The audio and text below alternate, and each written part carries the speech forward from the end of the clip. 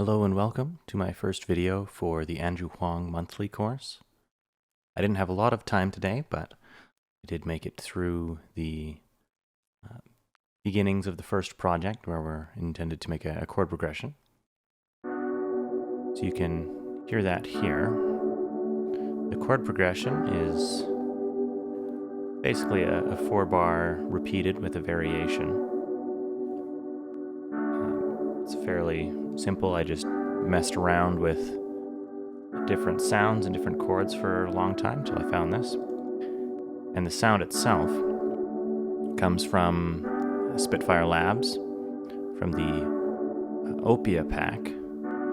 I quite liked this pluck synth, and so I ended up using it.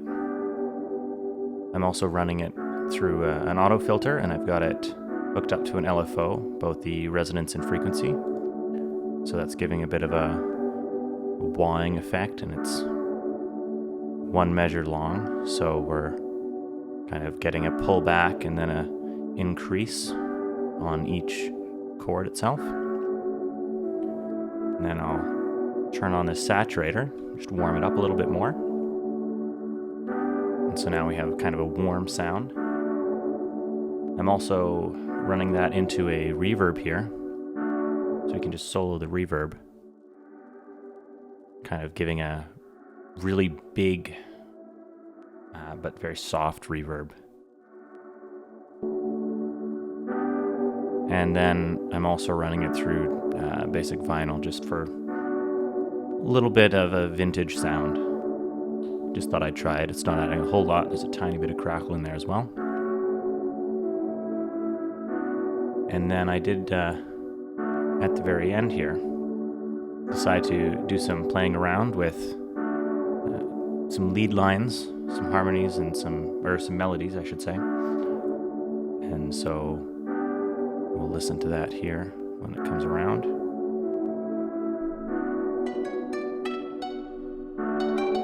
I originally was looking for a bass sound. I had sort of a bass line in my head, but I never found a bass that I was quite feeling that was fitting. And then I ended up instead switching for a guitar, and I again ended up at Labs. This time the Moon guitar, which is just a beautiful sound. I have a little bit of delay on here.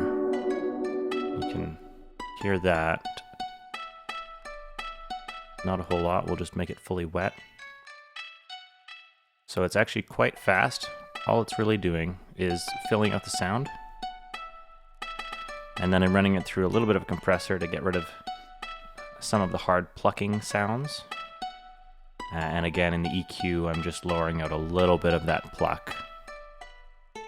The actual line itself hasn't been touched a whole lot. It's just kind of an idea at this point, but it gave me something to play around with the sound especially. And I also recorded some of my own concepts here, just with my microphone.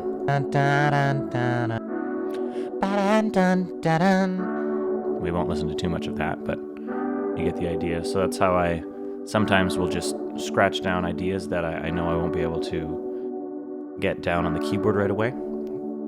It's much easier for me to get something out of my head using my voice than using a keyboard, because I usually don't quite know what I'm thinking. And so then I can go back and I can try and match out on the keyboard to the recording of my voice.